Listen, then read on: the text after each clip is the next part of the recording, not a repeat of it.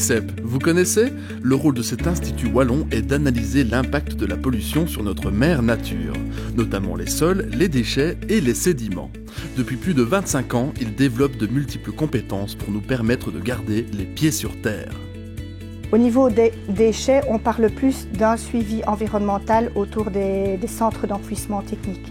Au niveau des sédiments, continuer à suivre la qualité des sédiments de manière à pouvoir les caractériser, de manière à pouvoir leur trouver à un moment donné ou un autre une filière de valorisation possible. Et au niveau des sols en eux-mêmes, c'est surtout un appui technique à l'administration. Une collaboration qui porte ses fruits et accoucher de nouveaux guides méthodologiques. Ceux-ci rendent opérationnels les outils législatifs mis en place par l'administration.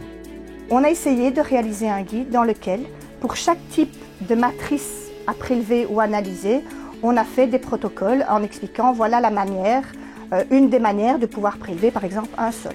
Pour pouvoir caractériser ce déchet ou ce sol, voilà les analyses que vous devez faire, voilà la méthode que l'on fait. Et ce n'est qu'un début.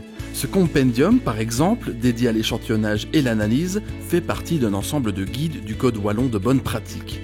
Guides qui sont amenés à évoluer pour toujours mieux protéger notre planète et notre santé.